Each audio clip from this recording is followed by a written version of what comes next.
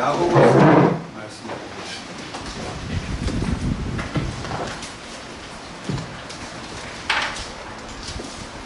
야고보서 2장입니다.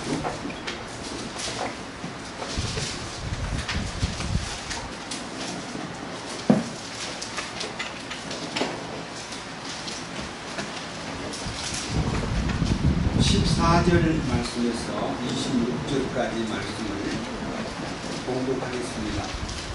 내 형제들아, 사람이 자기가 믿음이 있다고 말하면서 행위가 없으면 그것이 무슨 유익을 주느냐? 믿음이 그를 구원할 수 있겠느냐? 만일 형제나 자매가 헐벗고 일용할 양식이 없는데 너희 중에 누가 그들에게 이르되 평안히 떠나가라, 너희는 따뜻하게 하고 배부르게 하라 하고는 몸에 필요한 그것들을 너희가 그들에게 주지 아니하면 그것이 무슨 유익을 주느냐? 이와 같이 믿음도 행위가 없으면 그것만으로는 죽은 것입니다. 참으로 어떤 사람은 이르되 너희는 믿음이 있고 나는 행위가 있으니 내 행위가 없는 내 믿음을 내게 보이라. 나는 내 행위로 네 믿음을 내게 보이리라 하느니라. 네가 하나님의 계신 줄을 믿으니 잘하는도다. 마귀들도 믿고 떠느니라. 그러나 오 허무한 사람아, 행위 없는 믿음이 죽은 것인 줄을 네가 알고자 하느냐? 우리 조상 아브라함이 자기 아들 이삭을 제단 위에 드릴 때에 행위로 의롭게 되지 아니하였느냐? 내가 보거니와 믿음이 그의 행위와 함께 일하고 행위로 믿음이 완전하게 되지 아니하였느냐? 이 아브라함이 하나님을 믿으니 그것을 그에게 의로 인정하셨느니라 하시는 성경 기록이 성취되었고 그는 하나님의 친구라 불렸느니라. 그런데 너희가 보거니와 사람의 행위로 의롭게 되고 단지 믿음으로만 되지 아니하느니라. 또한 이와 같이 창녀 라합이 사자들을 받아들이고 그들을 다른 길로 보냈을 때에 행위로 의롭게 되지 아니하였느냐? 영이 없는 몸이 죽은 것 같이 행위 없는 믿음도 죽은 26절까지 말씀을 읽었습니다. 제가 이 야고보서 2장 14절에서 26절까지 말씀을 지난 5월달 왔을 때 본문으로 읽었던 내용입니다. 근데 이 내용 전체를 말씀을 드리다가 25절 이하를 제가 말씀드리지 않았습니다. 25절에 뭐라고 되어 있냐면 또한 이와 같이 창녀 라합이 사자들을 받아들이고 그들을 다른 길로 보냈을 때에 행위로 의롭게 되지 아니하였느냐? 창녀 라합의 믿음과 행위에 대해서 성경이 무엇을 말하고 있는가? 이것을 우리와 비교했을 때 무슨 의미를 주고 우리가 어떤 믿음으로 어떤 행동을 해야만 하나님이 기뻐하십니까? 이 부분에 대해서 말씀을 같이 나누고 싶습니다. 같이 잠깐 기도드리겠습니다. 인간의 생사화복을 주장하시는 주님, 우리가 지금까지 너무나 메마른 땅에 전국이 저 북한도 100년 동안 가장 심각한 가뭄이라고 모두 탄식하고 하늘을 향해서 부르짖었는데 주님이 우리에게 촉촉한 단비를 내려주시고 우리들이 갖고 있는 이 한계를 인간들이 스스로 느낄 수 있도록 이끄신 주님 감사드립니다. 이 촉촉한 단비가 우리들의 마음속에도 성령으로 말미암아 말씀의 단비가 내리고 말씀을 통해서 우리 마음을 적셔주시고 주님의 그 풍성함을 우리 안에 깃들게 하시옵소서. 비가 내림으로써 끝나는 것이 아니라 그 비를 통해서 재생산하고 이 자연을 다시 일으키고 여러 가지 풍성한 결실을 허락하시는 주님, 이 모든 경륜을 우리들이 말씀을 통해서 우리 마음이 적셔지고 또 말씀을 통해서 우리 마음이 하나님의 의의 열매를 맺는 그러한 축복을 주님께서 나타내시옵소서. 이 순천 지역을 중심으로 여수나 고흥 혹은 광양 혹은 이 근동에 있는 많은 생명들이 믿음으로 주님을 따른다고 하면서도 너무나 많은 사람들이 최근에는 신천지라는 곳으로 몰려가고 타락된 모습을 보이는데 과연 그들이 주님 앞에서 불순종하는 길을 걷게 되는 것이나 아니면 그들의 정체가 드러나는 것이나 우리는 생각할 때 너무나 가슴이 아픕니다. 우리 주님께서 우리에게 나타내시고자 하시는 그 거룩한 믿음과 진실로 주님으로 인해서 생산된 행위가 우리의 삶 속에 식재가 되게 하시고 진리를 통해서 우리를 주님의 그 거룩한 형상으로 이끄시옵소서. 이 시간 이 말씀을 통해서 함께 은혜 나눌 수 있는 귀한 시간을 주셔서 진산 식구들이나 또 순천 식구들이나 기타 어떤 방법으로 주님과 교통하기를 원하는 자들에게 이 말씀을 통해서 주님의 놀라우신 축복을 허락하시옵소서. 우리 주 예수 그리스도의 이름으로 기도드렸습니다.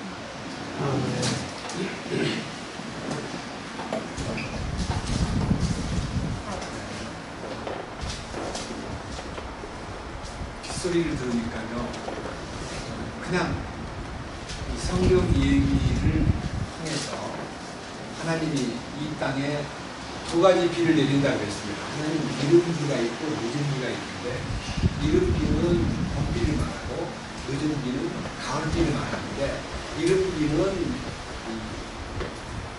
경작이 시작될 때 내리는 거고, 늦은 비는 곡식이 익을 때 내리는 비로서 결실을 풍성케 하는 비를 내리는데, 이 비 내리는 얘기를 통해서 하나님이 어떤 분인가를 우리에게 알려주시고, 성경이 갑자기 보고 싶어서 먼저 이 성경 얘기하기 전에 우리가 이른 비와 늦은 비는요, 성경의 역사를 얘기하는데, 이 가물어 메마른 땅에 비를 내리는 그 비가 우리에게 주는 의미를 이해하고 말씀을 시작하겠습니다. 먼저 호세아서 6장을 보겠습니다. 호세아는 다니엘 다음에 나옵니다.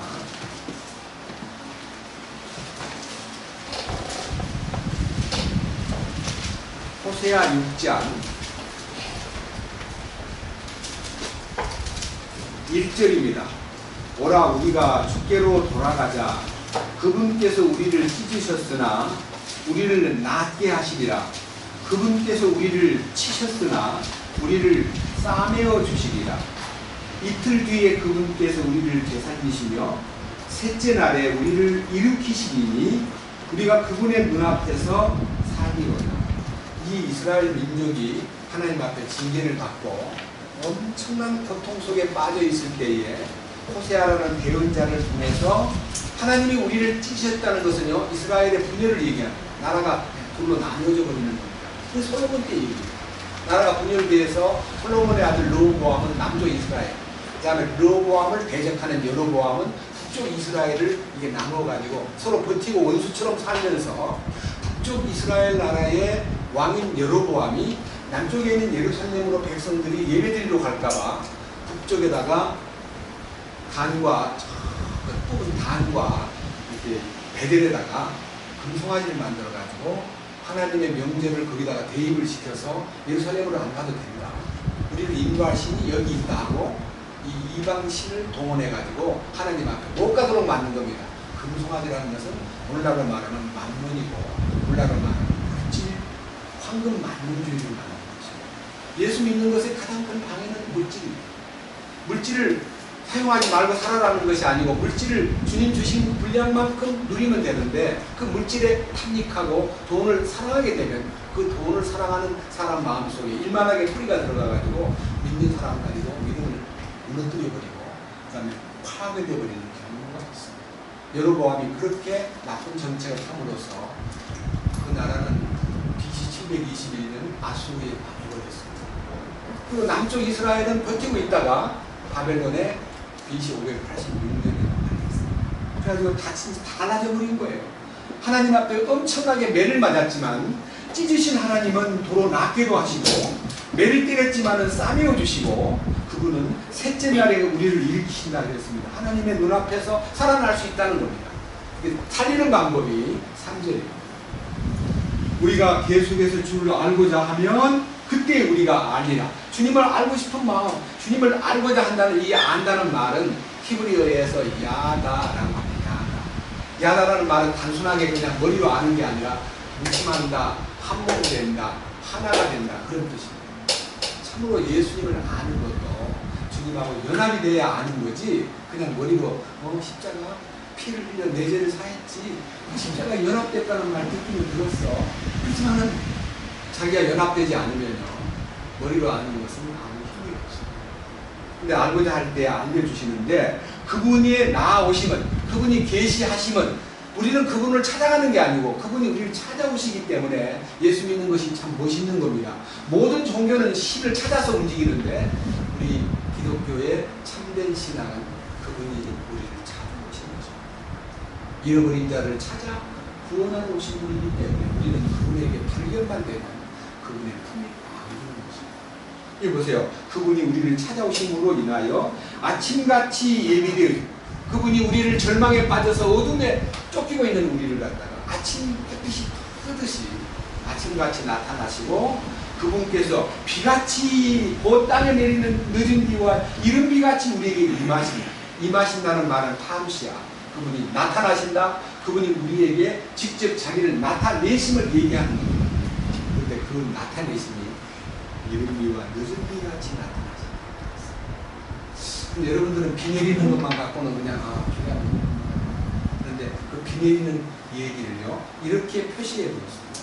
앞으로 넘기면요, 이사야서 55장에요 비가 내려서 어떤 작용을 하는가. 이사야서 55장.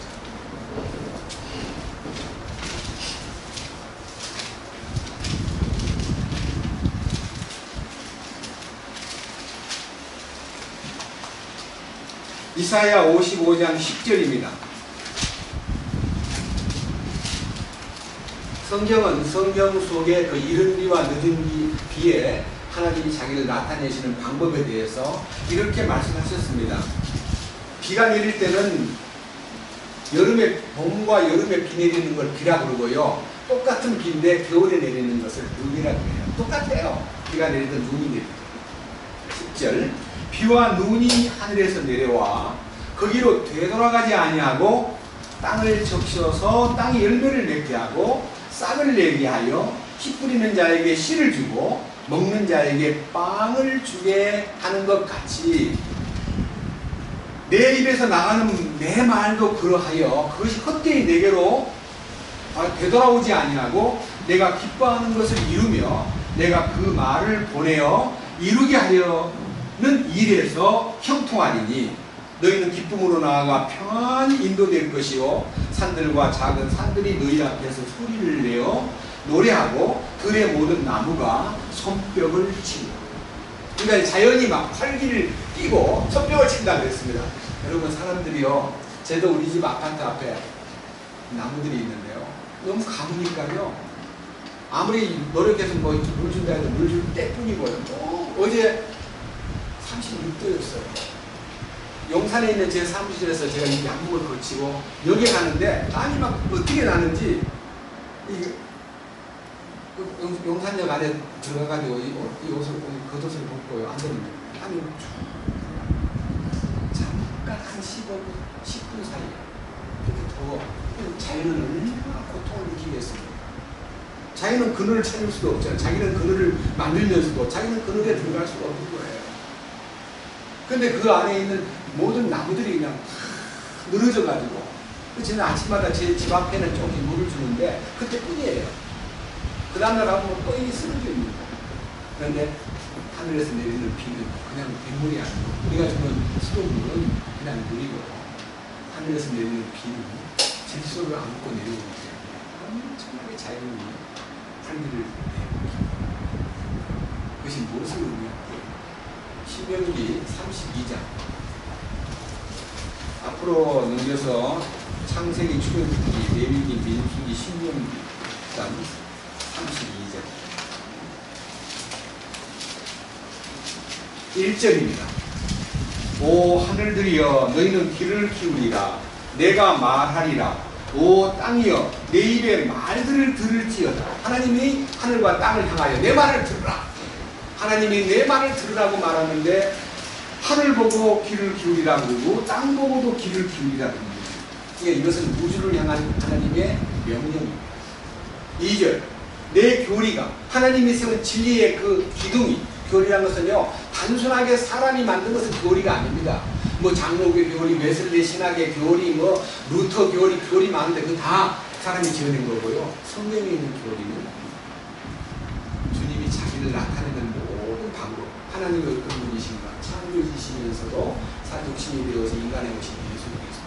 예수 그리스도는 이 땅에 오셔서 당신의 일을 다 완수하시고 성령을 통해서 우리에게 그것을 알려주시는 3일 하나님이시면서 구원을 베푸시고 그 다음에 우리를 변화시키시고 우리를 데리고 가시고 그도 우리에게 놀라운 축복으로 천년왕국을 허락하시고 이 천국의 영원한 축복을 당신께서 설계하시고 새 예루살렘을 완성하시고 믿지 않는 자에게는 심판의 어떤 형벌을 내리시는 그 모든 기본적인 틀이 교리입니다.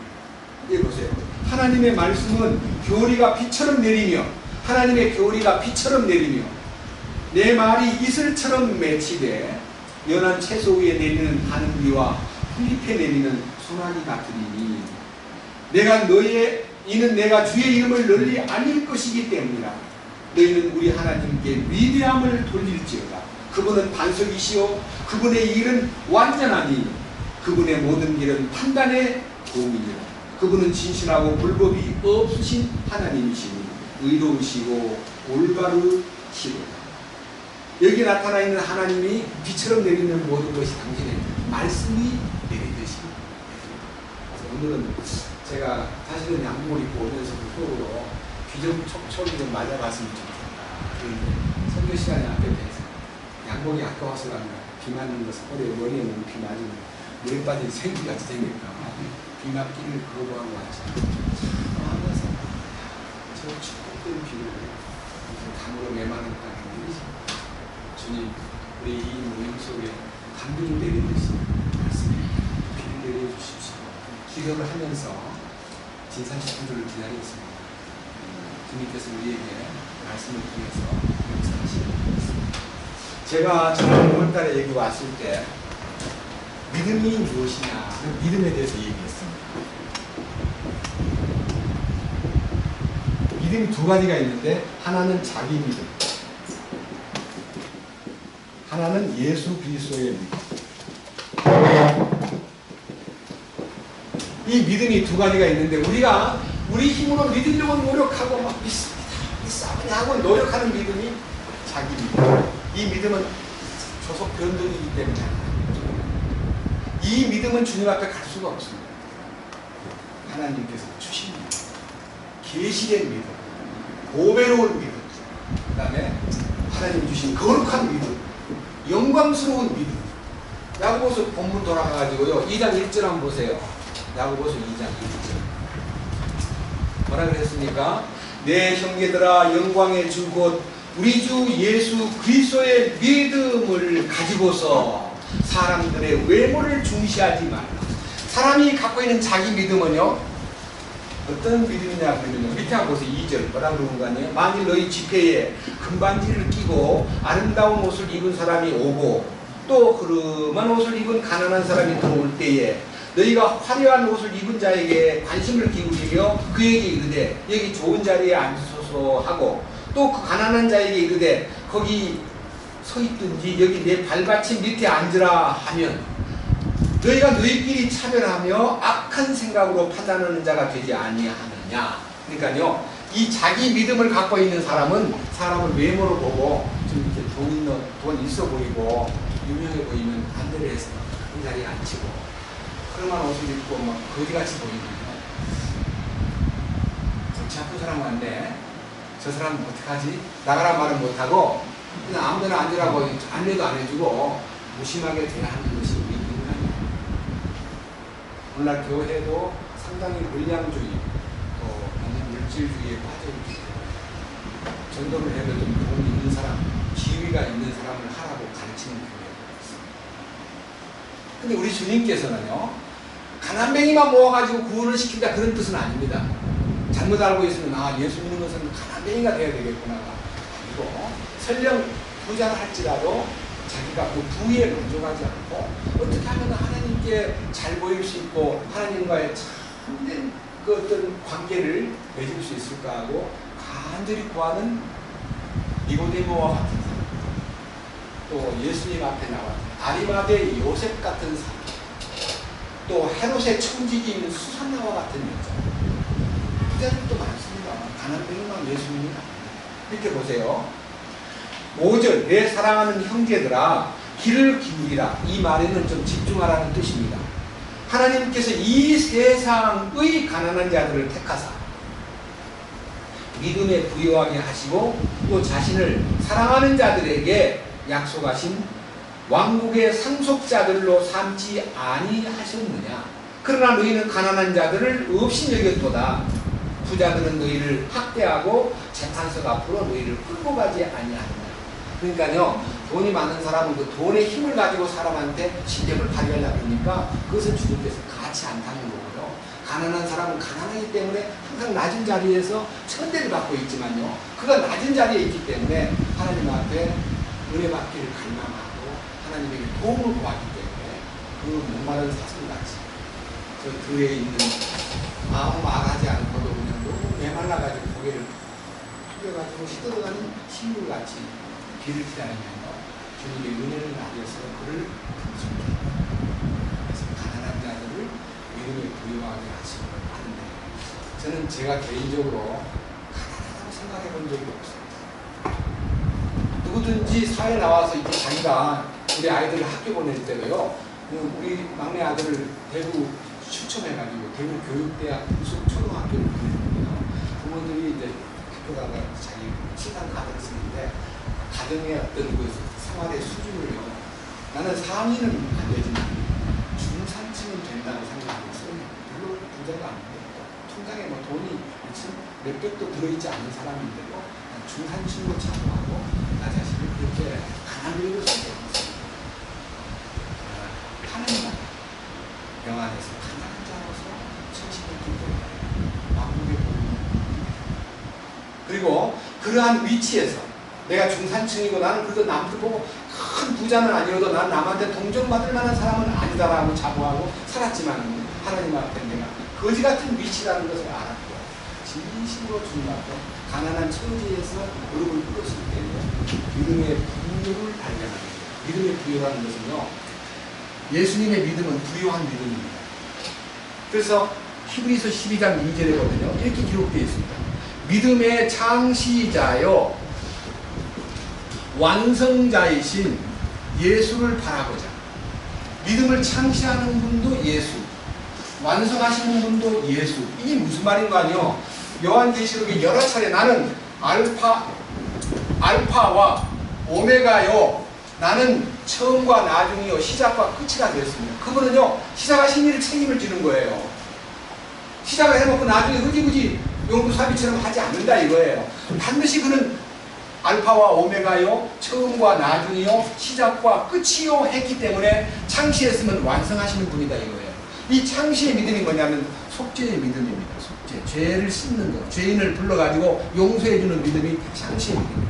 그 다음에 완성의 믿음은 거룩의 믿음, 그걸 일컬어서 성화, 영어로 sanctification, 반드시 성화를 해야 완성이 됩니다.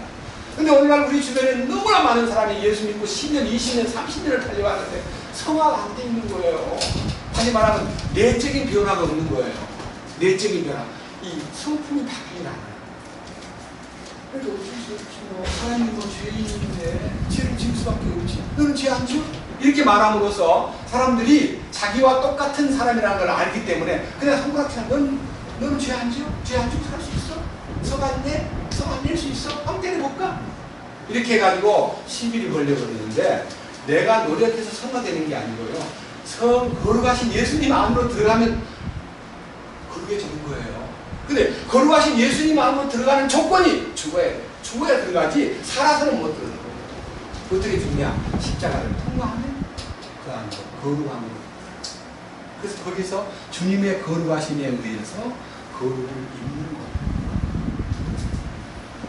내가 노력해서 거룩해집니다. 그래서 이 예수님의 믿음을 소유해가지고 속죄받고 거룩의 이름으로서 나타난 행위를, 성화의 행위를, 예? 성화의 행위를 내가 하는 게 아니라 주님이 너희 안에서 착한 일을 시작하십니다. 그리스도 예수의 날까지 이루실 줄 우리가 알아요.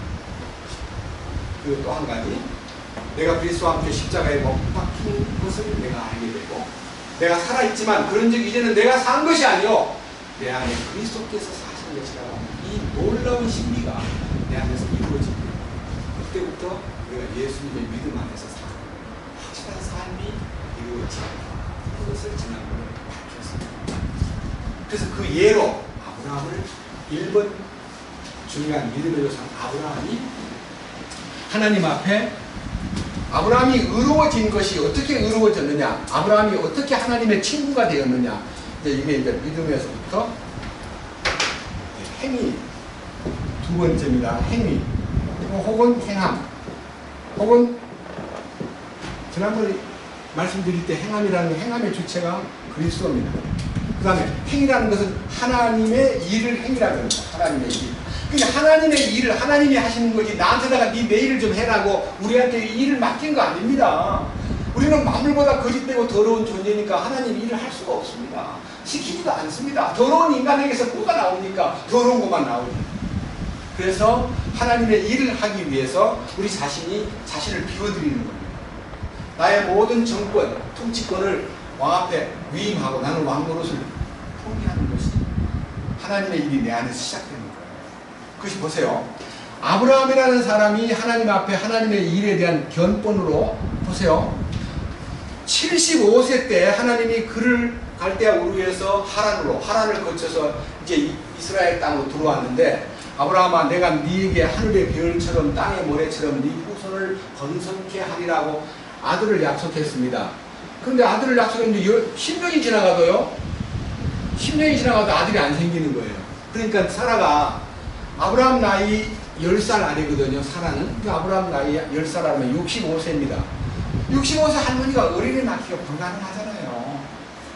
혹시 기네스북에 65세 된 할머니가 애 낳았다는 거 한번 보도된 적이 있습니다. 근데 이제 아브라함이 85세가 되었습니다.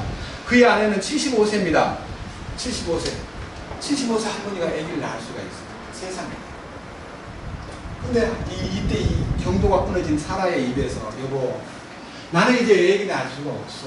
당신은 그래도 아직은 애를 낳을 수 있으니 나한테 기대를 걸지 말고 내 몸종 애굽에서 데리고 온 하갈이라는 여자하고 관계를 맺어가지고 아들을 만드세요. 하나님 약속하지 않았어요. 당신이 노력을 해야지. 가만히 있으면 애기가 떨어집니까? 그 하는 말이 맞거든요. 그러니까 옳거냐고 하갈하고 딱 관계를 맺고 애를 낳았는데 86세 때 이스마엘이라는 아들을 하갈을 통해서 낳았습니다. 아브라함은 만족했어요. 정말 하나님의 약속이 이렇게 이루어지는구나. 야, 우리 마누라 똑똑하다, 지혜롭다. 나는 그냥 무작정 기다렸는데 이게 아니었구나 하고 착각을 하고 지냈는데, 하나님이 13년 동안 아브라함한테 이 얘기를 걸지도 않고 계시도 임하지 않고 아브라함은 하나님 부르지도 않고 13년 동안 아들 낳은 86세부터 13년이면 몇 살입니까? 99세까지요. 하나님이 침묵 속에 계셨어요. 솔직히요, 하나님과 관계에서 교통이 많이 되고 통화가 안 된다는 건 슬픈 얘기예요. 하나님이 말씀대로 아들을 낳았는데 왜 대화가 안 됩니까? 하나님이 이 침묵 속을 보고 계셨어요. 여러분들 중에서도요, 구원을 받았습니다. 이 십자가의 거룩한 믿음과 행위에 의해서 주님이 나의 속에서 살아계십니다라고 말하면서도 간증도 제대로 못하고 침묵 속에 있는 분들이 꽤 많아요.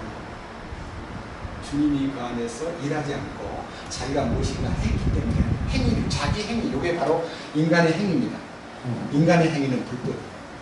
마태복음 7장 21절에 이렇게 기록되어 있습니다. 그날에 많은 사람이 내게 와서 이르되 주여 제가 주의 이름으로 선지자 노릇하고 주의 이름으로 귀신을 내쫓고 주의 이름으로 많은 능력을 행치 아니하였나이까 하리니 그때 내가 저에게 밝히 말하라. 불법을 행하는 자들아 내게서 떠나가. 내가 너를 도무지 알지 못한다.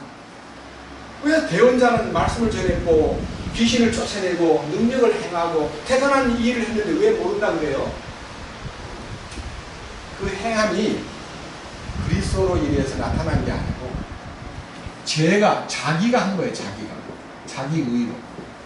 그래서 로마서 10장 2절에 사람들이 하나님께 열심히 있으나 하나님의 의를 모르고 자기 의를 세우려고 힘써 하나님의 의를 복종하지 아니하여는 신천지의 매력은요 자기 의를 개발하도록 만드는 거예요. 시사적이어야 된다. 우리는 이게 교회 올 때 이렇게 적당하게 오는데요. 신천지에 가면 주일날 전부 넥타이 메고 정장 입고 와야 돼. 이렇게 입고 오면 안 돼. 여기서 신천지에서 알아주는 사람 같은 사람이 김영모 형제님처럼 이게 반소매하고 이렇게 온 사람들은 신천지 교회에서 불학교 젠틀맨, 성령 그리고요 삶도요 파송을 보낼 때 그냥 야 너 어디 독립교회 가가지고 너 충성을 다해.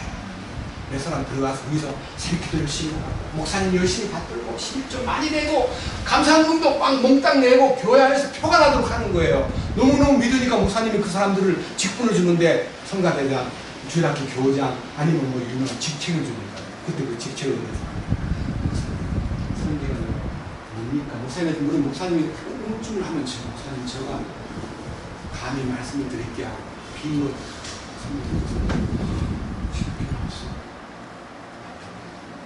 그래도 목사님 그 목사한테 넘어가. 그 목사님이 딱 넘어가면 그 교인들 다 그냥 추수가.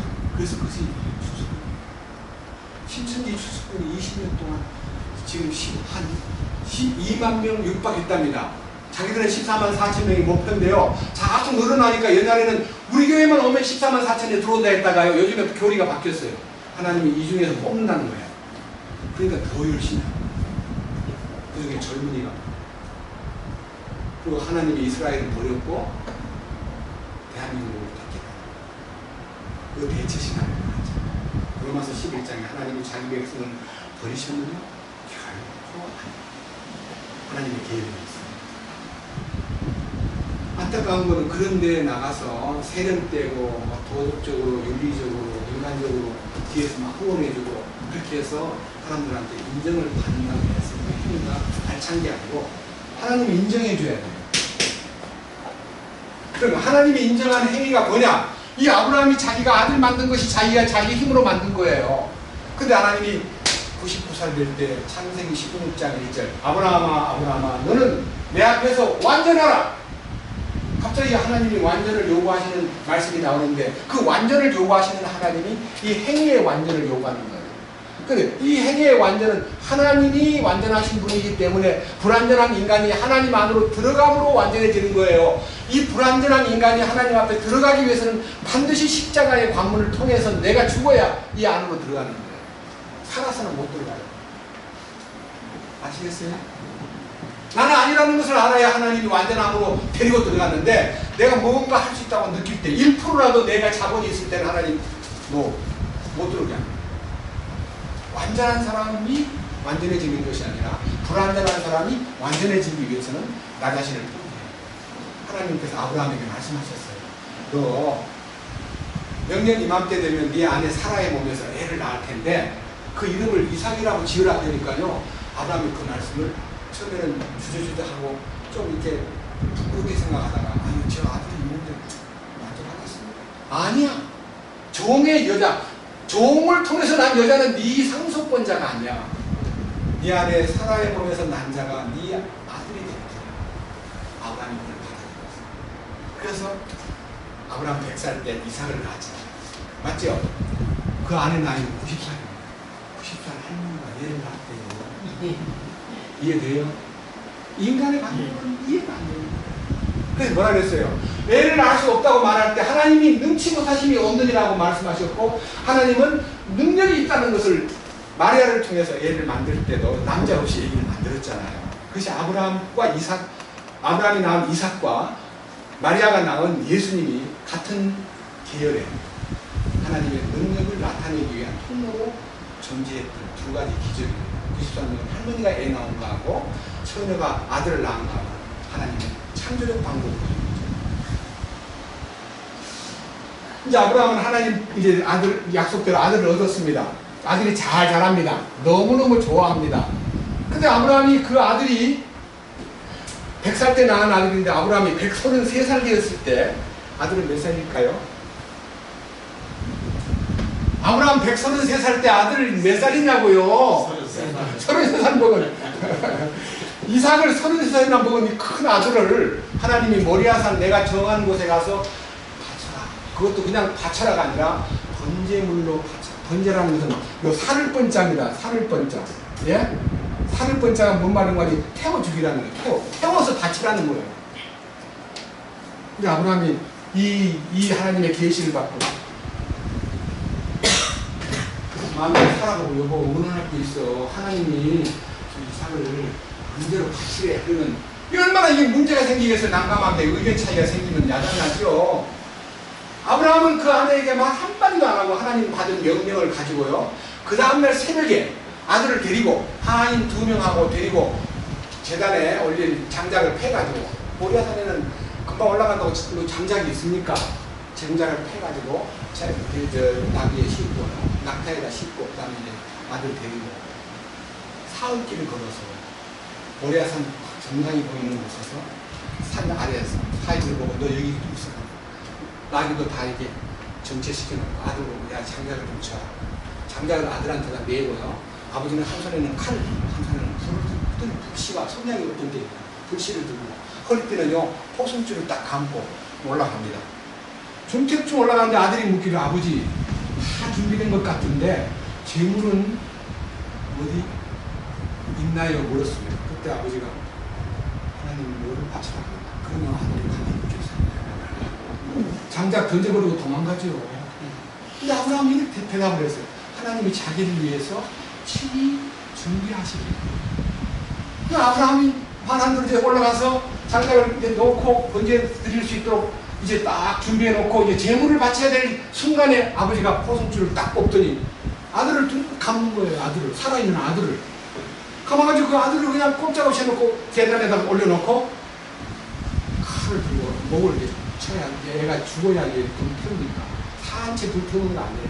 죽여놓고 불을 지르기 때문에 죽이려고 딱 칼을 들을 때 하나님께서 아브라함아 내 아들 이삭에게 손을 대지 내가 네 마음을 네 순종을 내가 저 뒤에 숯불 속에 걸려있는 순양 한 마리가 있지 그걸 잡아다가 대신 바쳐라 그래가지고 아버지가 그 아들을 틀어주고 같이 가서 순양을 잡아다가 제물로 대신 바친 다음에 하나님을 주시는 그 뭐예요? 이 순종이요 맹종이 아닙니다. 무조건 따라가는 거 아닙니다. 순종의 근원이 있습니다. 아브라함 마음속에 이런 마음이 있었습니다. 하나님이 이삭을 통해서 말씀하시기를 네 후손이 이삭으로 말미암아 하늘의 별처럼 땅의 모래처럼 번성하리라고 했기 때문에 내가 이 아들을 죽여도 하나님 도로 살려낼 거다. 살려낸다는 부활의 믿음이 있었어요. 아브라함 속에. 그러니까 하나님이 아브라함을 아들을 바치라는 것은 내가 할 일이지만 하나님이 도로 살려낼 거라는 걸 믿었기 때문에 히브리서 기자는 아브라함이 죽은 자 가운데서 도로 아들을 받은 거나 다르니 기록했습니다. 히브리서 11장에 아브라함이 시험을 받을 때 독자 이삭을 드렸습니다.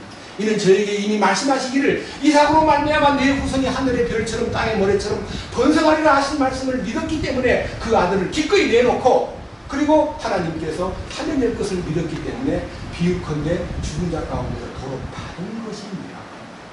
맞죠? 아브라함의 믿음이 뭐예요? 말씀을 믿은 거예요. 말씀. 하나님의 약속을 믿은 거예요. 약속을. 하나님의 약속을 믿었기 때문에 아브라함은 그 아들을 바쳤고 하나님의 의가 이루어졌기 때문에 하나님이 만족하시고 아브라함을 일컬어 야고보서 2장 하나님이 그 아브라함을 나의 친구라고 불렀다. 보세요. 야고보서 2장 21절 우리 조상 아브라함이 자기 아들을 제단 위에 드릴 때에 행위로 의롭게 되지 아니하였느냐. 네가 보거니와 믿음이 그의 행함과 함께 일하고 행위로 믿음이 완전하게 되지 아니하였느냐. 이 아브라함이 하나님을 믿으니 뭘 믿었어요? 더 살려낼 거라는 걸 믿었어요. 그것을 그에게 의로 인정하셨느니라 하시는 성경 기록이 성취되었고 그는 하나님의 친구라 불렸느니라. 자, 이 믿음은요, 믿음은 신이라고 그러고요, 행위는 의라고 해요. 자, 믿음은 마음에 이루어진 거고 행위는 나타나는 거예요. 이 의가 나타났어요. 나타나는 이 의가 뭐냐면 로마서 4장 25절에서 예수는 우리의 범죄함을 위하여 내어줌이 되고 우리를 의롭다 하심을 위하여 살아나셨느니라. 예수님의 부활이 우리의 의의 근거예요. 그래서 우리가요 거듭나는 신비도요 예수님의 피로 죄를 씻듯이 예수 그리스도의 죽은 자 가운데서 부활하심으로 말미암아 우리를 거듭나게 하사 예수님의 부활의 의가 내게 이루어져야 그 행위가 나타나기 시작해요. 그 행위가 부활의 의예요. 예수님의 부활 생명이 내 속에서 나타나는 거예요. 그러니까 아브라함이 그 하나님의 의를 딱 나타내는 거예요. 그래서 아브라함을 내 친구다. 아브라함은 내 친구. 하나님이 창조주가 너는 내 친구다. 얼마나 놀라운 하나님과의 관계가 이루어지는 거예요. 우리는 뭐가 돼? 찬송가 부를 때만 죄진 맡은 나의 친구, 어찌 좋은 친구인지 하고 찬송가만 부르지 말고 진짜 예수님이 나를 친구이라고 불러주기에 합당한 자가 되기 위해서는요. 이런 자기를 포기하는 어떤 결단이 있을 때에 친구로서의 그 우정이 쌓이죠. 오늘은요 여기까지 얘기하면서 지난번 했고 오늘은 25절 말씀을 가지고 말씀을 나누겠습니다. 25절 또한 이와 같이 창녀 라합이 사자들을 받아들이고 그들을 다른 길로 보냈을 때에 행위로 의롭게 되지 아니하였느냐. 저는요 오늘 이 성경에서 아브라함의 이름에 이제 지난번에 했으니까 세부적으로 하지 않고요. 라합의 믿음과 행위에 대해서요. 이건 정말 놀라운 믿음이에요. 라합의 믿음. 성경을 보니까요. 이야 대단한 여자다. 그런데 이 신부는 창녀 신부예요. 개역에는요. 기생이라 되어 있고요. 네? 몸 파는 여자는 뭐라 그래요? 창녀 또 뭐라 그래요? 매춘부예요. 매춘부. 이 매춘부 출신의 여자가 예수를 믿게 되었다. 그럼 여러분 주변에 혹시 매춘부가 예수 믿게 됐다 우리 교회 저분이 옛날에 포항에요. 약간 그런 끼가 있는 여자가 한 사람 많이 나왔어요. 뉴스거리. 기회가 돼요.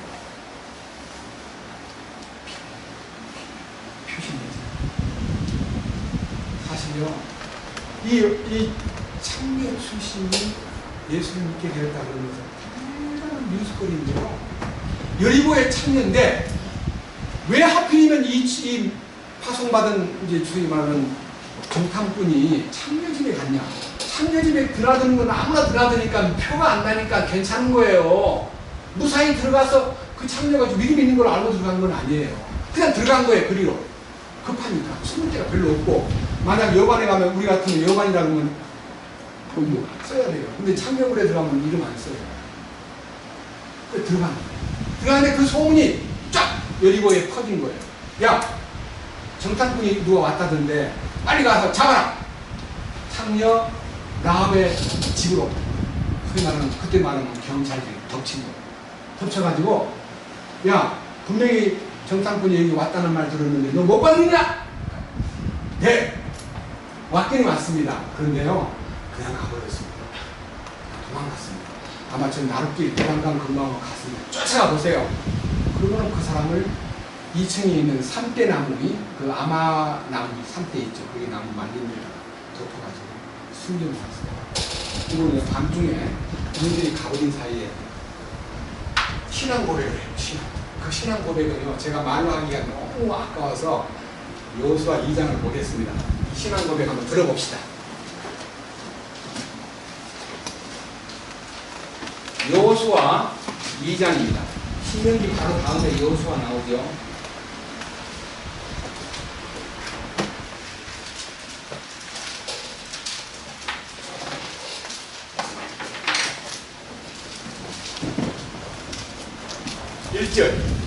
눈의 아들 여호수아가 은밀히 정탐하려고 시딤에서 두 사람을 보내며 이르되 가서 그 땅과 여리고를 엿보라 하며 그들이 가서 라합이라는 이름의 창녀의 집에 들어가 거기 머물더라.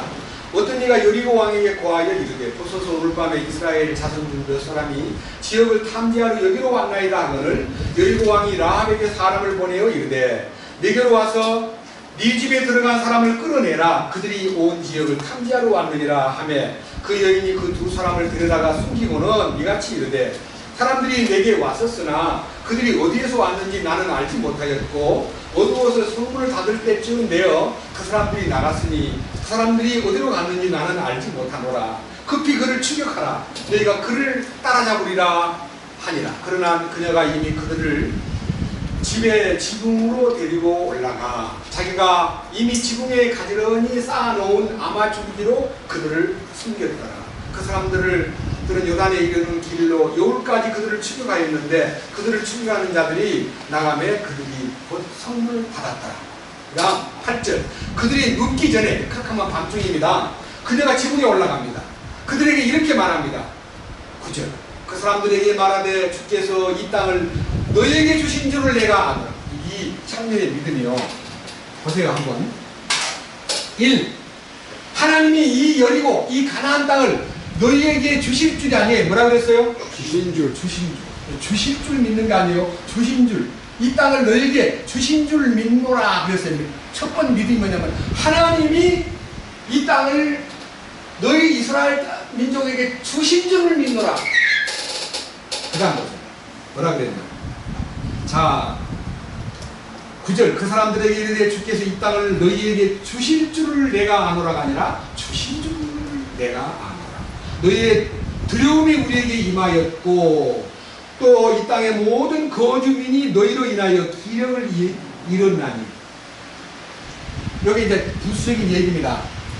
너희들 때문에 우리 모든 이 인민들이 두려워 떨고 있고 두려움이 임했다는 것은요 하나님이 나타나신 공포가 하나님이 나타나는 공포증이 우리에게 임하였다는 말은 내렸고 그 다음에 두 번째 너희들 때문에 모든 거주민들이 뭐를 잃었다고요?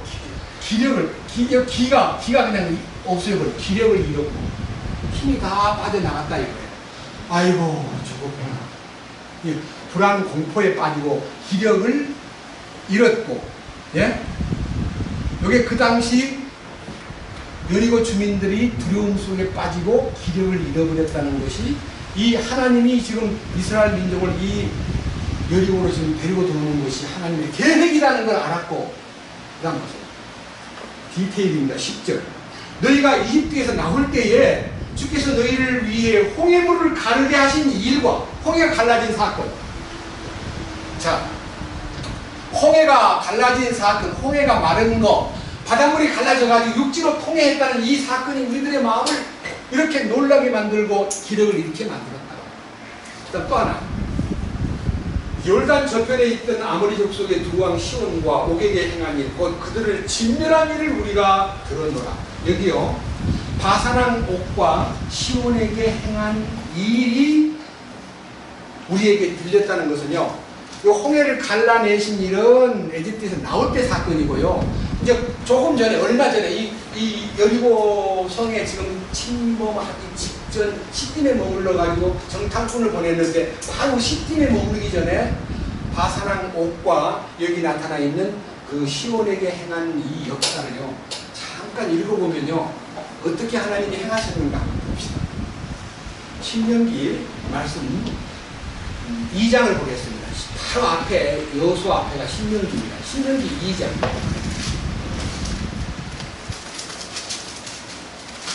신명기 2장입니다. 26절. 신명기 2장 26절입니다. 내가 그대못 광야에서 헤스본 왕 시온에게 사자들을 보내어 화평의 말로 이르기를 내가 네 땅을 지나가게 하라. 내가 큰 길을 따라가고 오른쪽으로나 왼쪽으로나 치우치지 아니하리라. 너는 돈을 받고 내게 양식을 팔아 내가 먹게 대하고 돈을 받고 내게 물을 주어 내게 마시게 하라. 나는 내 발로 걸어서 지나갈 뿐인즉 세례에 거하는 에서자손과 아르에 거하는 모압 족속이 내게 행한 것 같이 하라. 그리하면 마침내 내가 요르단을 건너 주 우리 하나님께서 우리에게 주시는 땅에 이르리라 하였으나. 이 지도상을 보고 얘기하면 좋은데요. 지금의 요르단 북부 지역입니다. 이제 다 와가지고 이 시온왕 여기 헤스본 왕 시온에게 하는 말이 이렇게 말합니다. 우리가 그게 이제 그 길을 일컬어 왕의 대로라 그래요. 킹스 하이웨이가 그게 이제 굉장히 의미가 있는 길입니다. 우리가 이 땅을 통과하기만 하라. 우리가 배고플 때 빵도 사 먹고 목마를 때 물도 사 먹을게. 길만 좀 열어다오. 이 헤스본 왕 시온에게 천국을 해서 사신을 보내서 천국을 했는데 아 그래 하나님 주신 땅은 요르단 땅이 아니거든요. 요르단 건너 가나안 땅이에요. 이렇게 길을 열어줘야 되는데 군인들이 막 몰려와가지고 뭐 어째? 못 가! 딱 가로막았습니다. 보세요. 30절 헤스본 왕 시온이 우리가 자기 옆으로 지나가는 것을 허락지 아니하니라.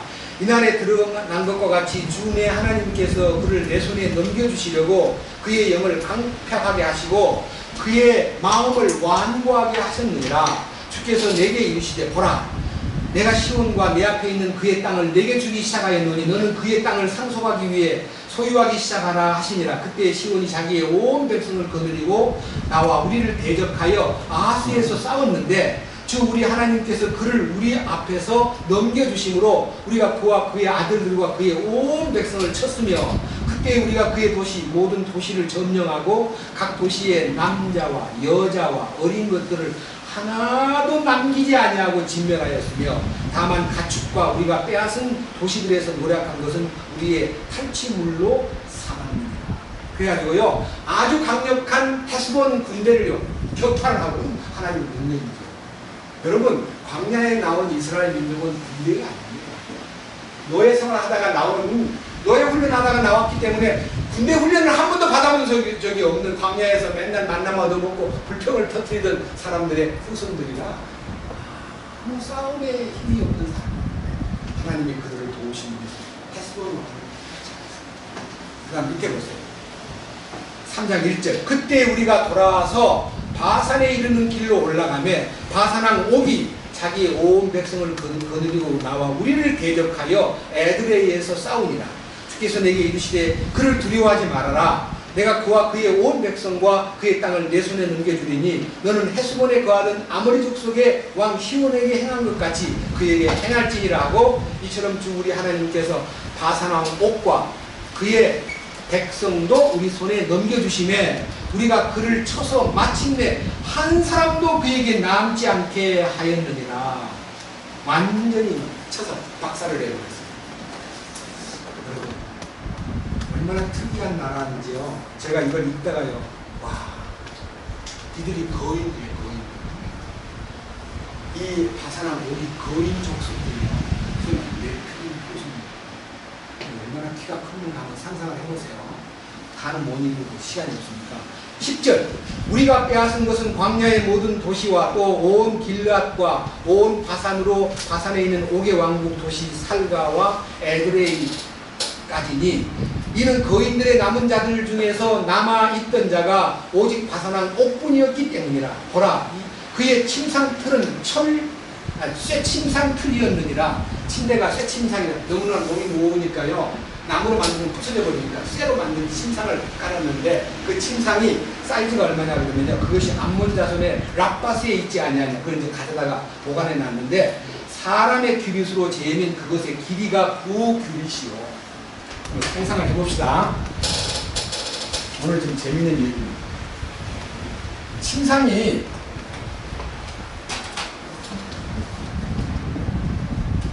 길이가 9규빗입니다. 길이가. 그 다음 뭐라 그랬어요? 폭이 너비가 이게 4규빗입니다. 1규빗은 팔꿈치에서 장지까지 몇 cm쯤 되겠습니까? 평균 보통 사람 45cm, 큰 사람은 52cm. 그랬어요? 45cm만 잡읍시다. 아니면 40cm만 잡읍시다. 그럼 40 곱하기 40 얼마예요? 네? 1m. 1m 60이죠? 이거 우리 보통 집의 침대의 길이와 같습니다. 길이가요? 이거 40cm라 그럽시다. 4구 3m 60cm 맞죠? 침대가 3m 60cm는 여기서부터 저 김영민님 앉은다니까 3m 60 정도 남겠죠? 더 크겠죠? 저쪽 문 앞에까지가 3m 60이에요. 이렇게 대형 침대를, 새 침대를 거의 그렇게 키가 크니까요. 아마 이게 어떻게 생각하면 이게 싱글인지 아니면 이게 더블인지는 몰라도요. 정확하게 5, 어떤 사람은 5로 잡아요. 5. 150cm. 그러면 5, 9, 45. 4m 50cm고 5, 4, 20. 2m짜리 폼이죠. 이거 우리는 보통 그냥 보통 침대인데 크다고 하면 2m 길인데 폭이 2m. 이런 거인들을 이스라엘이 벌벌 떨던 거인 뭐라 그랬어요? 조탕꾼이 그쪽에 가보니까 우리는 메뚜기 같아. 얼마나 키가 큰지. 네피림족으로 보니까 우리는 벌벌 떨고 돌아왔다 그러는데 하나님의 능력으로 네피림족을 끝에 네피림족을 끝에 진멸시키고 그 얘기를 라함이 듣고 여호수아 2장 10절 너희가 이집트에서 나올 때에 주께서 너희를 위해 홍해 물을 마르게 하신 일과 너희가 요르단 저편에 있던 아모리 족속의 구왕 시온과 옥에게 행한 일 곧 그들을 진멸한 일을 우리가 들었노라. 우리가 이 일들에 관하여 들을 때에 우리 뭐가 녹았어? 마음이 녹았고. 마음이 녹은 게 뭐예요? 기력이 빠진 것만 아니라요, 마음이 녹았고, 마음이 녹았습니다.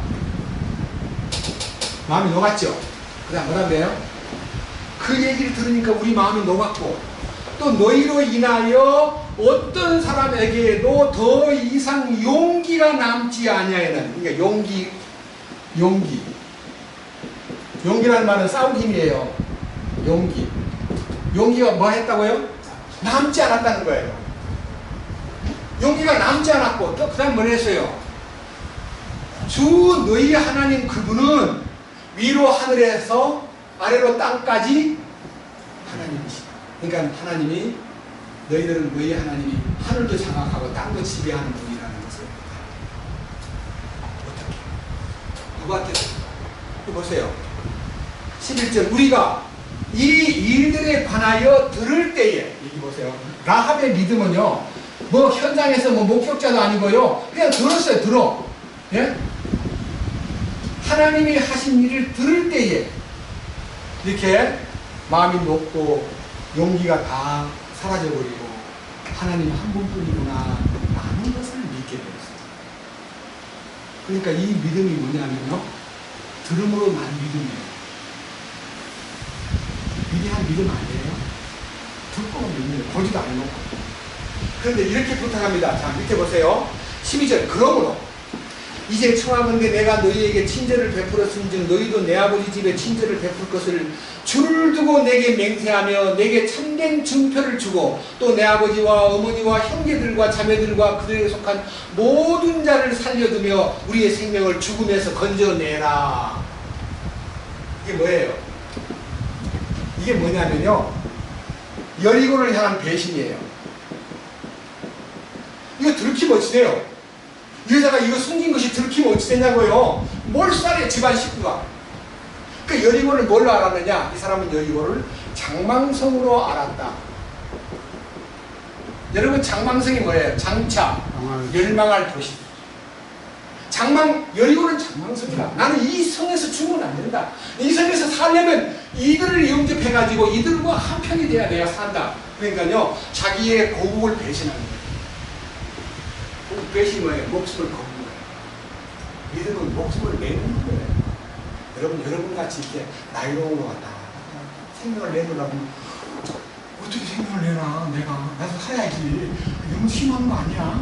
이렇게 우리가 너무 겁을 먹는데, 아브라함에게 아들을 내놓으라는 말은, 자기를 내놓으라는 말은 더 지나친 얘기예요. 차라리 아브라함이 하나님 크가는 이삭은 상속자니까 내버려두고 저를 데려가세요. 저는 상만큼 살았습니다. 라고 말할 수 있잖아요. 안 그래요? 굉장한 요구를 하시는 것 같이 보여요. 너희가 나를 따라오려거든 자기를 부인하고 십자가를 지고 나를 쫓으라고 하신 얘기예요. 이 자기를 부인한다는 것이 얼마나 어려운 일인지. 진정한 믿음은 자기를 부인하는 거예요. 자기를 부인한 사람의 특징은 겸손이에요. 온유해요. 남을 말하지 않아요. 남을 따지지 않아요. 나는 내가 없는데 왜 남을 따져요? 내가 있으므로 남을 따지고 비교가 되지. 근데 우리 가운데 민노라는 사람들이 대부분 다 자기 잘난 척하고 남이 어쩌고저쩌고 하고 판단하고 자기가 마치 제일 잘 믿는 것처럼 말하는 사람. 진정으로 자기를 부인하는 사람이 아니라는 것을 저는 알수 없습니다. 우리가 우리 주변에 연약한 자가 있고 좀 부족한 자가 있어도 판단하고 미워하고 따지지 말고 아닌 것을 아니처럼 저는 틀렸어. 저는 아직 성인이 못 됐어. 그래가지고 내 몰면 안 되는 거예요. 더 풀어주고 더 돌봐야 돼요. 이 창녀 라합이라는 여자가요, 이런 믿음을 가진 것을 보면 저는 이거 읽다가요, 도저히 야고보서 2장 25절을 지난 2달 전에 안 한 것이요, 마음에 막 걸려가지고 강력하게 도전을 받았습니다. 그래서 계속 읽었어요. 2장, 3장, 4장, 5장, 6장까지 읽으면서 보니까 막 라합이 막 너무너무 보고 싶은 거예요. 라합이. 마태복음 1장 5절에 라합이. 보세요. 아브라함과 다시 사신 예수 그리스도에서 얘기하라. 아브라함이 이삭을 낳고 이삭이 야곱을 낳고 야곱이 유다와 그 형제를 낳고 유다는 다말에서 베레스와 세라를 낳고 베레스는 헤스론을 낳고 헤스론은 람을 낳고 람은 암미나답을 낳고 암미나답은 나손을 낳고 나손은 살몬을 낳고 살몬은 라합에게서 왔어. 그럼 살몬이 누구냐? 정탐꾼 중 한 명. 처음 왔다가 도망갈 때는 몰랐는데요. 보호받고 갈 때는 몰랐는데 성이 무너질 때요. 이 기생남이 참 자기를 위해 돈 벌려고 참여가 된 게 아니라 아버지 살리고 어머니 살리고 형제가 살리고 친척들 살리기 위해서 몸을 판 거예요. 나는 그런 참여가 쉽지는 않다고 봅니다. 저도 알고 있습니다. 저도 어린 시절에 제 친구인 영배라는 친구가 자기 누나가 동네 살다가 갑자기 사라졌어요. 어디 가냐면 부산 같아요. 근데 올 때마다 보면 한게 멀찍이 와요. 직업이 뭔가 해가지고 알고 보니까 본인들의 근방에서 약간 몸을 팔아가지고 집안을 살려요. 한번은 갔어요. 그래서 저는 그때 어린 마음으로요, 그 누나가 자기를 판단은 몰랐지만요, 자기를 희생하고 집안을 살리고 있구나라는 것을 잠깐 알았기 때문에 졸업한 다음에 초등학교 나온 다음에 이 영배가 누나 있는 곳으로 그냥 가버리는 거예요.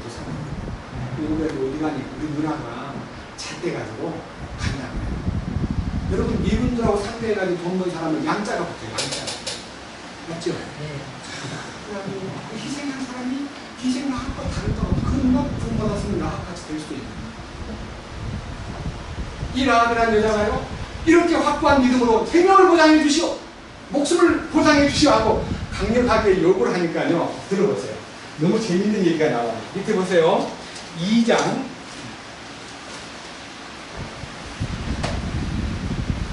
14절.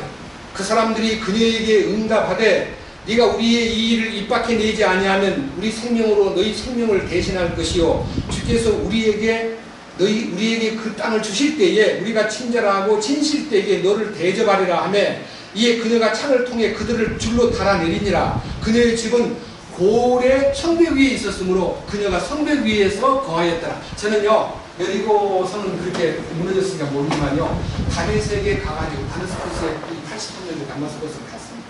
사울이 줄 달아내리는 그 성벽, 그러니까 성벽의 끝부분에 집이 있고 그 집에서 한 5m 성벽이요, 높은 수에다가 바구니에다가 바울을 실어가지고 내린 거 기억나지요? 지금도 보존해 있더라. 그대로 이거 똑같아요. 성벽 위에 살던 라합, 이 두 정탐꾼을 줄로 달아가지고 내렸습니다. 내리면서 하는 말이 이렇게 약속합니다. 16절. 그녀가 그들에게 이르되 추격하는 자들이 너희를 만날까 염려하노니 너희는 산으로 가서 추격하는 자들이 돌아갈 때까지 거기서 사흘 동안 숨었다가 그 뒤에 너희 길로 갈지. 야, 라합이 머리도 좋은 사람이니까 그냥 가지 말고 산으로 도망가가지고 산속에 숨어 있다가 사흘 동안 숨어 있다가 그 사흘 동안 숨어 있는 시간이 죽음의 시간입니다. 잡히면 죽잖아요. 하나님이 그들을 보호해가지고 사흘 후에 300대 원들이 다 쫓겨 나루터에 갔다가 돌아오는 게 아니고 막 샅샅이 뒤지는 거 아니요, 산속을. 근데 안 들키고 이제 건너갔습니다. 자, 그 다음 보세요. 17절. 그 사람들이 그녀에게 이르되 네가 우리로 하여금 쇠약하게 한 너희의 이 맹세에 관하여 우리가 비난을 받지 아니하리라. 보라, 우리가 이 땅에 들어올 때에 너는 우리를 달아내린 이 창에다가 주홍색 실로 된 이 줄을 메어두고 내 아버지와 어머니와 형제들과 내 아버지의 온 집안을 내 집으로 데려오라. 누구든지 내 집 문을 나서서 거리로 나가면 그의 피가 그의 머리로 돌아갈 것이요 우리는 무죄하리라. 누가 너와 함께 집에 있든지 어떤 사람이 그에게 손을 대면 그의 피가 우리 머리로 돌아오려니와 만일 네가 우리의 일을 입 밖에 내면 네가 우리로 하여금 쇠약한 이 맹세가 이 맹세에서 우리가 벗어나리라 하니 그녀가 이르되 너희 말대로 되리라 하고는 그들을 보내어 떠나가게 하고 주홍색 실을 창에 내어. 그러니까요, 달아내는 그 성문에 있는 창가에다가 자기들이 만든 게 아니고 그들이 정탐꾼들이 준비했던 붉은색 줄을요 이 창문에다 달아. 그러면 우리 성이 무너지고 점령할 때 붉은색 그 창가에 붉은색 집을 다니는 식구들, 그 안에 들어있는 식구들은 누구든지 손을 대지 말라고 할게. 그래가지고 사실요 굉장히 중요한 얘기입니다. 이 붉은색 줄은 주님이 우리를 위해서 구원해 준다는 약속의 붉은색, 주황색, 주님이 피색. 그런데 저는요 이 정탐꾼들이 돌아와가지고 모세한테다가 보고를 한다. 여호수아에게. 자, 23절. 이에 그 두 사람이 돌아서서 산에서 내려와 건너가서 눈의 아들 여호수아에게 이르러 자기들의 일어난 모든 일을 그에게 고하고 또 여호수아에게 이르되 진실로 주께서 그 온 땅을 우리 손에 넘겨주셨으므로 심지어 그 지역의 모든 거주민이 우리로 인하여 기진에 있나이다 하였다. 그러니까요 기생 이제 창녀 라합의 이름을 듣고 보니까 고백을 듣고 보니까 이 베리고 성이 다 여기다 빠져나가면 힘을 다 잃고 마음이 녹아 있고 벌벌 떨고 있는 것을 우리가 보고 왔습니다. 문제없이 이들을 점령할 수가 있겠습니다. 이렇게 보고를 내고 나서 딱 넘겨보세요. 3장에서 요르단강을 건너는 역사가 있습니다. 요르단강을 건너는 얘기는요 여기에 속한 얘기가 아니니까 그냥 여러분 나중에 읽어보시고요. 그 다음에 4장에서 요르단강을 건넌 후에 거기다가 큰 기념비를 세운 것이 나옵니다. 자, 그 다음 5장 갑니다. 이제 5장에 가보니까 그 5장에서 놀라운 일이 일어납니다. 여리고를 점령하기 전에요. 여리고를 점령하기 전에 그들에게 하나님이 명령을 내리기를 이들은 광야 생활에서 할례를 받지 않았느니라. 할례를 받는데 이 두 번째 할례는요 마음의 할례입니다. 여러분 이스라엘 민족이 태어나면 여드렛째 되는 날, 여드렛째가 뭔지 아세요? 안식일 첫날이에요. 부활하십니다. 부활을 의미하는 숫자가 8입니다. 할례를 받는데 길갈이라는 곳에서 자 9절 주께서 여호수아에게 5장 9절입니다.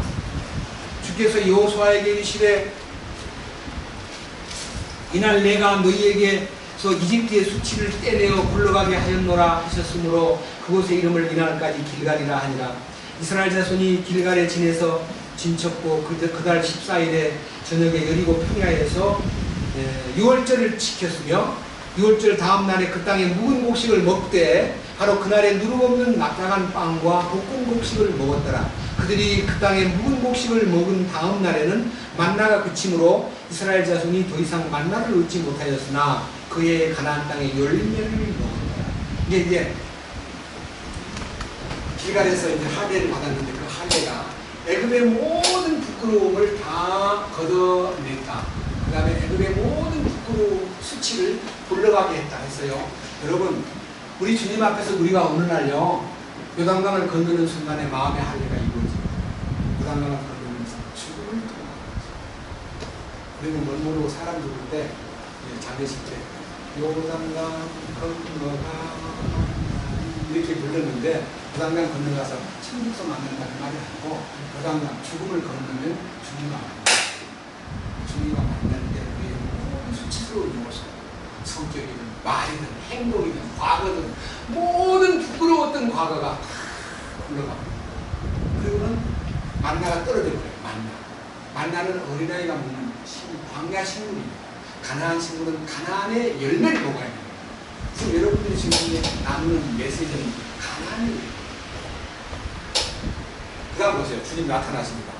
13절 여호수아가 여리고 옆에 왔을 때 눈을 들어보니 보라 한 남자가 칼을 빼어 손에 들고 마주 섰으므로 여호수아가 그에게 가서 그에게 이르기를 너가 우리 편이냐 우리 원수 편이냐 하매 그가 이르되 아니라 나는 지금 주의 군대의 대장으로 왔느니라 하니 여호수아가 얼굴을 땅에 대고 경배하며 그에게 이르되 내 주께서 자신의 종에게 무슨 말씀을 하려 하시나이까 하며 주의 군대 대장이 여호수아에게 이르되 네가 선 곳은 거룩하니 내 발에서 침을 벗으라 하며 여호수아가 그대로 했다. 여기에 군대 대장이신 가나안의 정복자인 총사령관이 나타났습니다.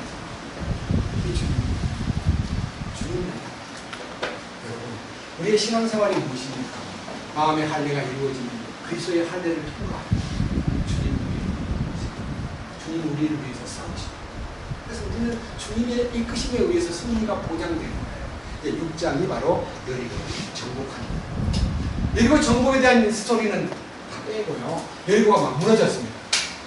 그 다음 보세요. 여리고가 무너졌는데 그 다음에 이제 성이요.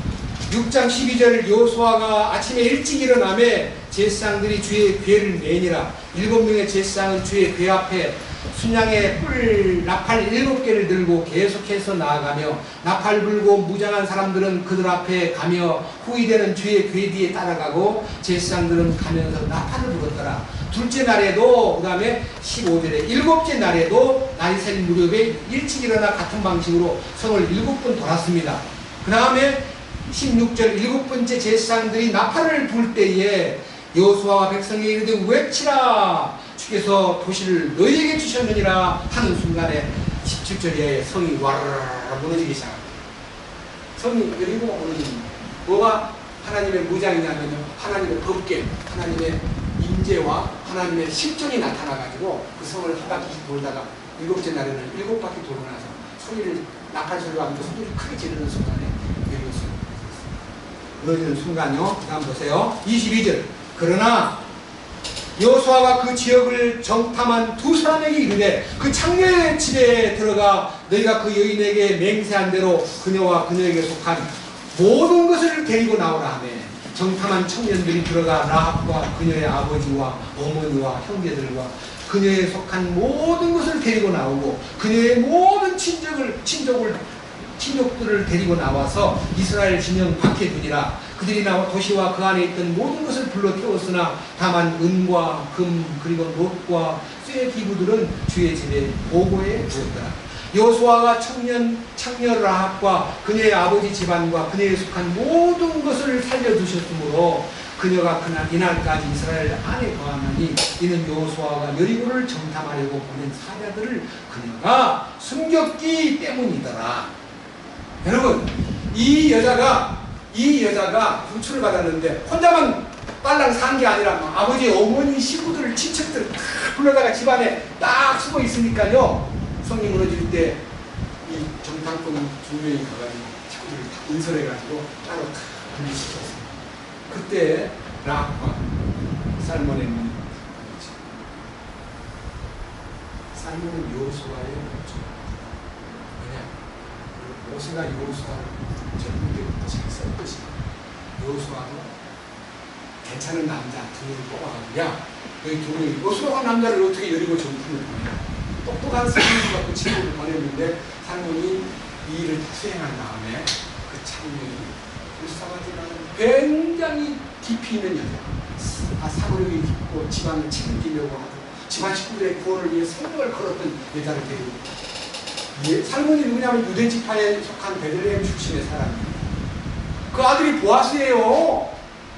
이 사람 두 사이에서 보아스가 난 거예요. 보아스는 루덱에서 오벳을 낳고 오벳은 이새를 낳고 이새는 다윗을 낳으니라. 이 여자가 다윗왕의 할머니 창녀가 낳은 후손입니다. 성경 보십시오. 히브리서 11장.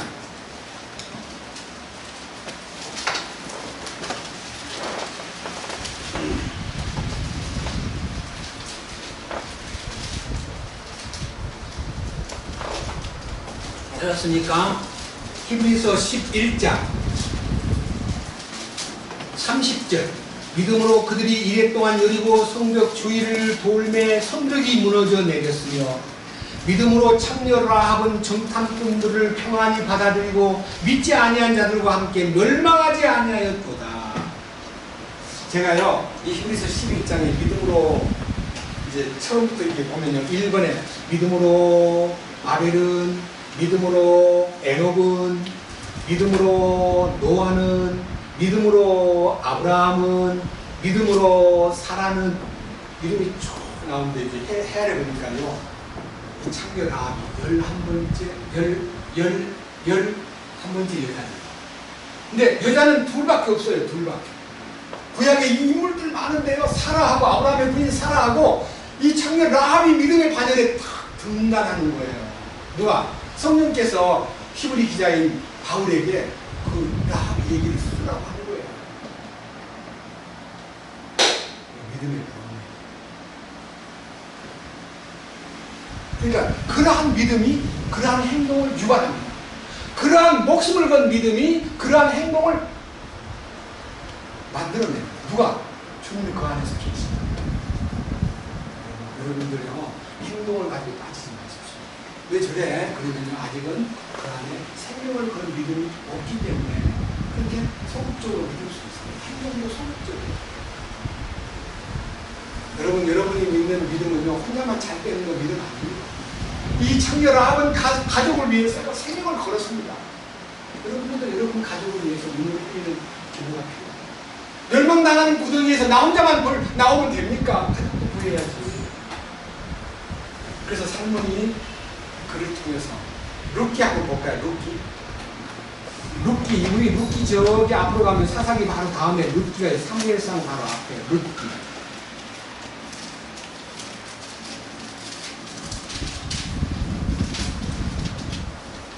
사장 제일 마지막 부분에 4장 20절에요. 아미나답은 나손을 낳았고 나손은 살몬을 낳았고 살몬은 보아스를 낳았고 보아스는 오벳을 낳았고 오벳은 이새를 낳았고 이새는 다윗을 낳았더라. 이게 요 다윗까지의 족보를 보니까 아하 이 기록은 다윗 시대에 기록한 성경이구나 알게 돼요. 다윗 시대에 거슬려 가지고 다윗의 아버지 이새의 아버지 오벳의 아버지는 보아스의 아버지는 살몬. 그러니까요 다윗의 4대 조상. 예? 그죠? 또 마태복음 1장. 세부적인 부분입니다. 여기 여자 이름이 없으니까. 마태복음 1장.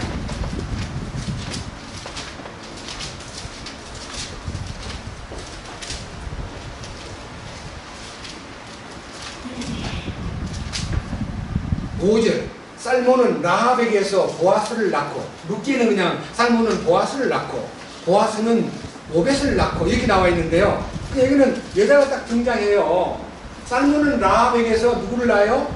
보아스를 낳고 보아스는 룻에게서 오벳을 낳고 오벳은 이새를 낳고 이새는 다윗왕을 낳고 다윗왕은 우리아의 아내였던 바세바에게서 솔로몬을 낳고 여기 여자 이름이 자꾸 나와요. 이건 굉장히 의미심장한 성경인 것을 저는 마태복음 강의 때 선포한 적이 있어요. 여러분, 우리의 믿음은 라합의 그 정신과 내가 무슨 점이 유사하고 무슨 점이 다른가를 좀 비교해 보면서 믿음은 그 행위를 행동이 안 나온다고 행동이 좋을까 의심하지 말고 그 믿음이 더 역동적으로 살아있어야 그 믿음에 의해서 행함이 산출됩니다. 그래서 영혼 없는 몸이 죽은 것 같이 행함이 없는 믿음이 죽었다. 속에서 이 영이 역동적으로 움직이는 저절로 행동을 나오게 됩니다. 누가 말릴 수가 없습니다. 우리 오늘 이 참신한 우리를 사랑하는 후회자님, 행동을 위해서 걱정하지 말고 정말 주님을 내가 얼마만큼 사랑하나, 내가 주님 안에서 얼마만큼 은혜를 입었는가, 내 생명을 거둬주신 주님께 대해서 얼마만큼 감사하고 생각하면서 남 얘기는 이제 그만하고 남에 대한 얘기는 그냥 중지하고 나의 얘기만 거론해야 됩니다. 이런 축복된 신앙을 갖고 우리 주님 영광스러운 상속 유업에 동참할 수 있는 사람들로 믿음이 성장하기를 주님의 이름으로 축원합니다. 기도하겠습니다. 주님 감사합니다. 오늘은 라합의 믿음을 통해서 행동이 어떻게 생산되었는가를 보았습니다. 결국은 주님의 은혜로 살몬을 감동시켜서 창녀인 라합을 아내로 맞이하여 다윗의 가문으로 들어왔을 뿐만 아니라 예수 그리스도의 가문으로 들어와서 놀라운 축복을 받게 된 것을 감사합니다. 우리는 요한복음 8장에 있는 창녀나 이 여호수아 2장에 나오는 창녀 라합이나 우리 자신들도 주님 만나기 전에는 창녀와 똑같은 죄인들이었음을 시인합니다. 우리 주님 안에 들어가 주님의 은혜로 구원을 받고 이제 주님의 거룩하신 속에 들어감으로 성화되고 주님이 기뻐하는 영광스러운 상속유업의 배열에 저희들을 끼워주신 것을 감사드립니다. 우리가 그 상속유업을 받기에 합당한 자로서 우리의 처신을 주께서 이끄시옵소서. 우리 주 예수 그리스도의 이름으로 기도드립니다.